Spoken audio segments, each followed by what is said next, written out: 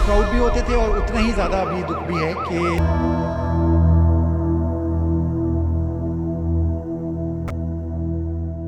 में बसे आतंकवादी इस बात पे खुश थे कि दानिश सिद्दीकी को मार दिया गया।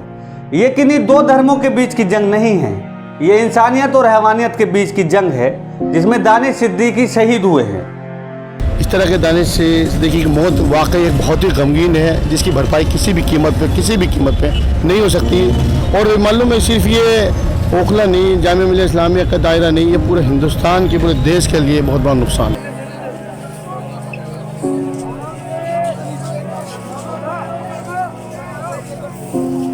नमस्कार, आदाब, सत श्री अकाल। अफगानिस्तान के कंधार में शहीद हुए फोटो जर्नलिस्ट दानिश सिद्दीकी का देर रात अंतिम संस्कार हुआ। उन्हें सपुर्दे खाक किया गया।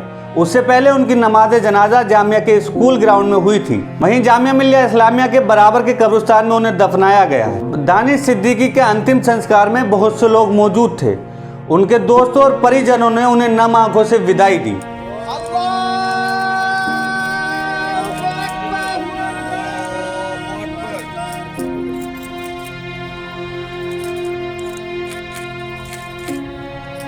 और जब उनकी मौत हुई तो लोग उनके ख़िलाफ़ भी लिख रहे हैं, गलत कमेंट कर रहे हैं कि अच्छा हुआ और तमाम चीज़ें हैं क्या क्या की जा रही। वजह यह है कि उनकी कुछ ऐसी तस्वीरें हैं जो सीधे सरकार से सवाल करती थी, उनको चुभती थी।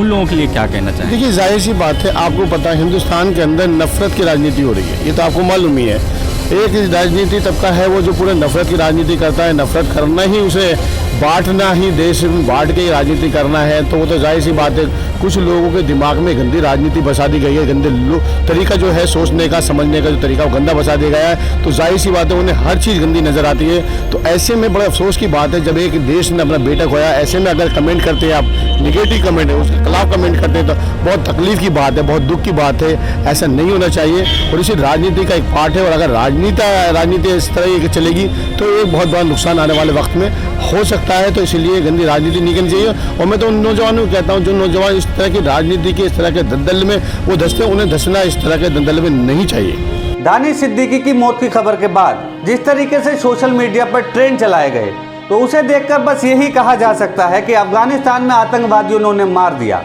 और भारतीय आतंकवादी इस बात पर खुश थे कि दानिश सिद्दीकी को मार दिया गया।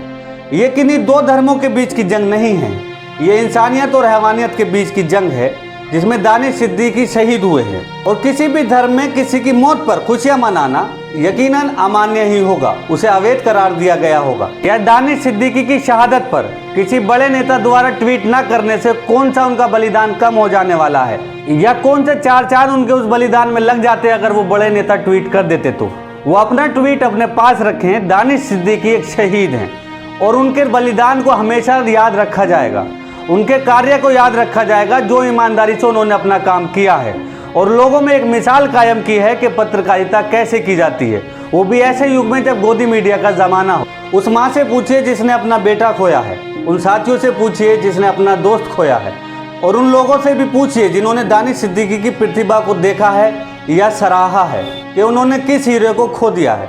यकीनन फोटो पत्रकारिता में उनका नाम हमेशा सुनहरे अक्षरों में लिया जाएगा या लिखा जाएगा। इन्हीं शब्दों के साथ कहा जा सकता है कि अलविदा दानिश, हम तुम्हें तुम्हारी फोटो पत्रकारिता और तुम्हारी तस्वीरों में याद रखेंगे।